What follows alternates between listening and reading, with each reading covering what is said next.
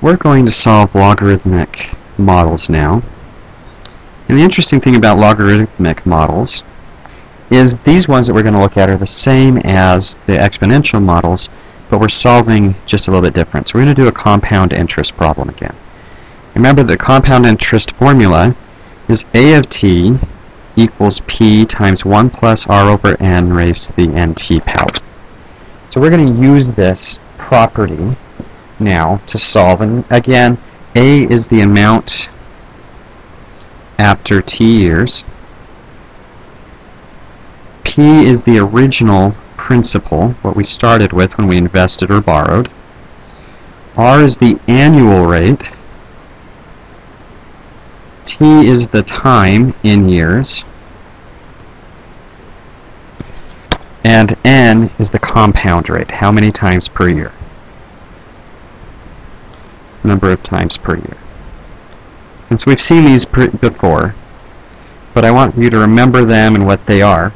And what we're going to do is, when we did this before, we were plugging in a t and solving for a. Now we're going to be given an a, and we need to find t. So here is our first problem. Suppose that we deposit $2,000 into a Roth IRA today. If the deposit earns 6% interest, compounded monthly, how long before the account is worth $3,000? So, what we need to do first is figure out our formula. So a of t equals p 2,000 times 1 plus, well, our r is 6%, which is 0.06, divided by n, and n is monthly, which is 12 times per year, raised to the 12t. We don't quite like this yet. 0.06 divided by 12 would be 1 and 2, so 0.01 divided by 2 is going to be 0.005. So our final formula is a of t equals 2,000 to the 1.05 times 12t. Now the question is, when is a of t equal to 3,000? Well, we just take our 3,000 and we plug it in. So 3,000 equals 2,000 times 1.05 to the 12t. We then need to divide both sides by 2,000 so that we get the base to the power by itself. And notice that here the zeros are going to divide out, so we're left with 3 halves equals 1.05 raised to the 12t.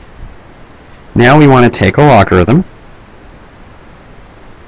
and we'll just make sure that that's in parentheses, so that we can take our 12t and move it to the front.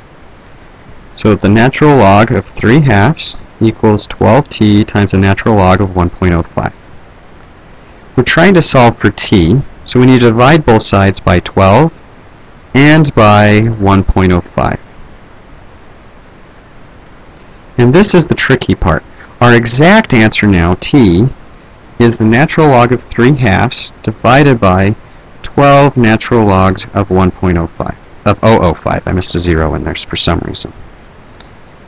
But you've just been waiting for me to get back to it.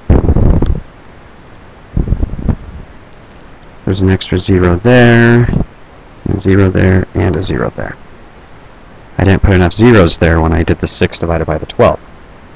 Alright, so now that we have our exact answer, we want to know approximately what that is. So we come back to our calculator,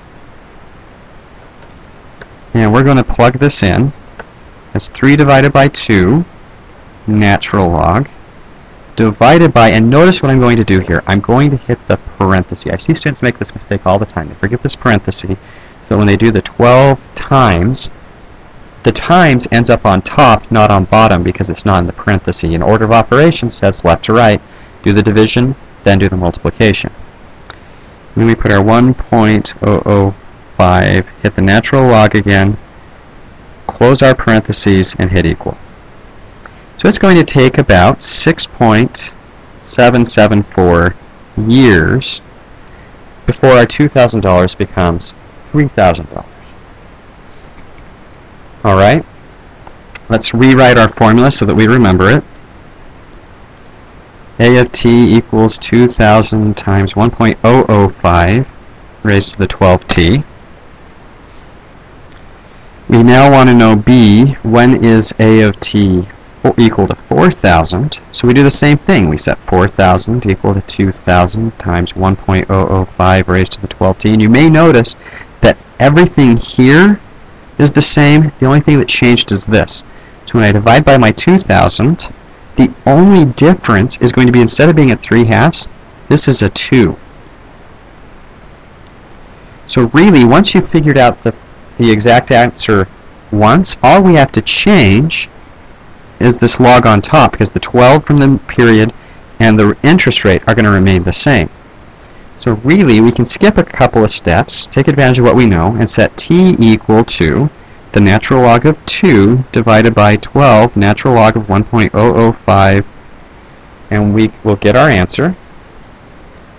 Let's get the calculator out of the way so we can see it again. So we do 2 natural log divided by parentheses of 12 times 1.005 natural log close parentheses equals. And in 11 years, 11.581 years, we will have doubled our money. And that's our compound interest problem.